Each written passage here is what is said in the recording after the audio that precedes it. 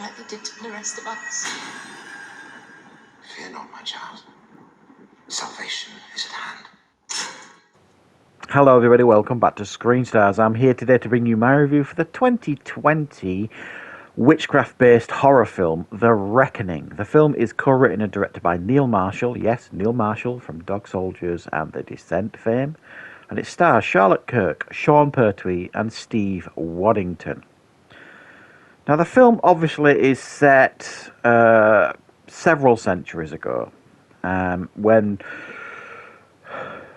it was at that time when countless women were accused of witchcraft and burnt at the stake and all that kind of stuff, tortured to death and so on and so forth. And the plague is absolutely rife everywhere. Charlotte Kirk plays a character called Grace. She's a young mother. She's just lost her husband to the plague. And she's desperate. She's going to lose her house. She's no money. She goes and sees the local landlords to ask if he can kind of give her a bit of time to find the money. Basically, he's a scumbag. He's played by Steve Waddington.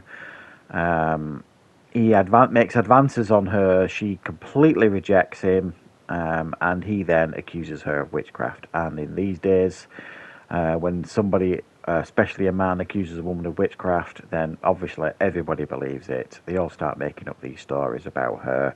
And the local witchfinder general, if you like, John Moorcroft, played by Sean Pertwee, turns up in order to interrogate, torture, and get a confession out of Grace to prove that she is a witch. However, she turns out to be a little bit of a strong-willed woman and refuses to confess, so the torturing escalates.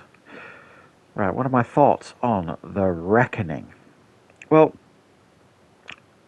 let's talk for a little bit about Neil Marshall.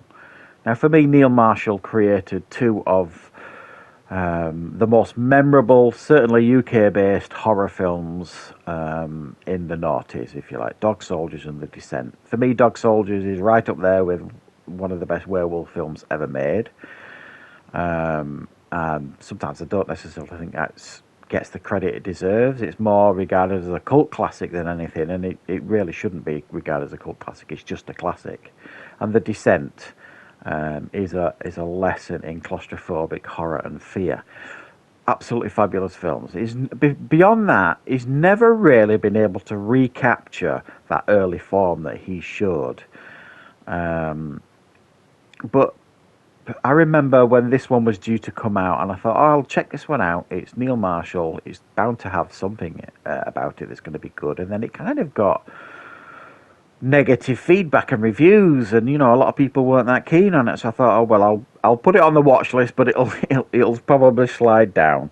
Well, I've checked it out now. I haven't seen it before, and I have to say, while I do think there are aspects of this film that obviously are quite impactful and nicely made and filmed and all this kind of stuff, I think ultimately you'll leave this film with a sense of disappointment.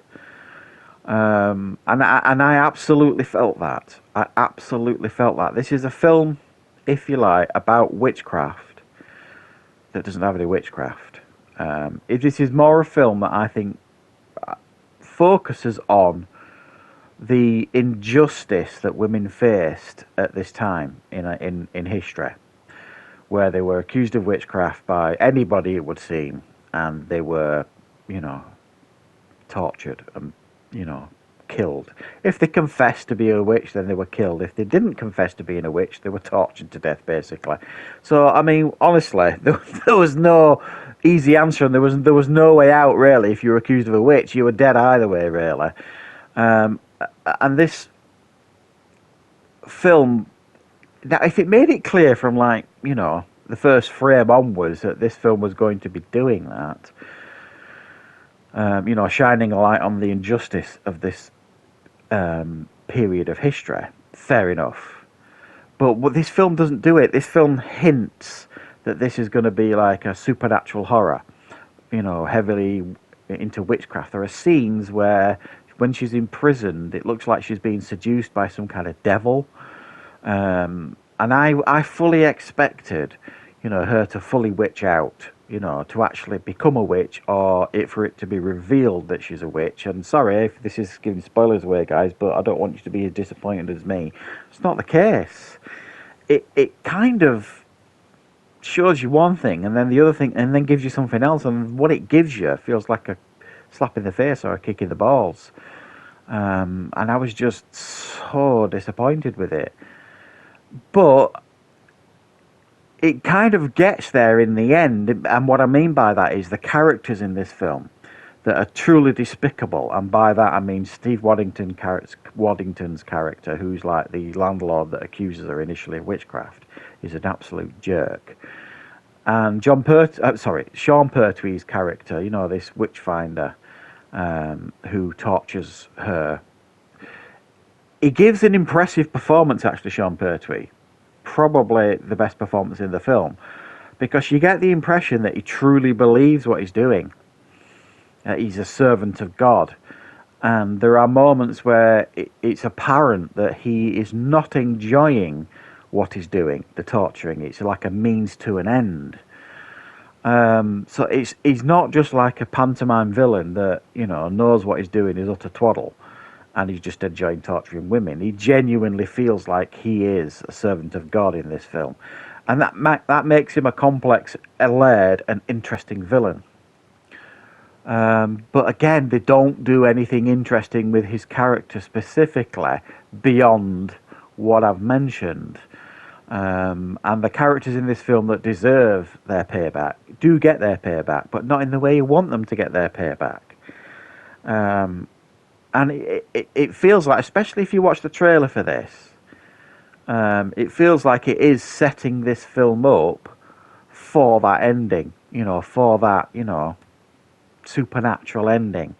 And when you watch the film, it projects that you're going to get that payoff by the end, and you just don't get it by the end.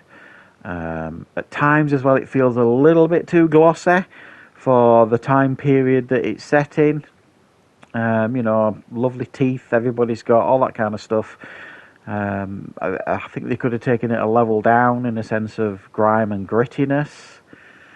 But ultimately, this is not an unwatchable film. It's actually, there are aspects of it that I think are very, very watchable, and there are aspects of it that are, entertaining to watch. And some of the horror aspects do really work. It's just, if you like, not what you expect, and certainly not what you want when you watch this film. It kind of shows you one thing and gives you another. And the thing it shows you is what you want, and the thing it gives you is the thing you don't, if that makes sense. And for those of you who watch the film, you'll probably understand what I mean. So, yeah, a mild level of disappointment from watching this film, even though there were aspects of it that I thought was nicely done. I mean, I don't think Neil Marshall is capable of making a truly terrible film or anything.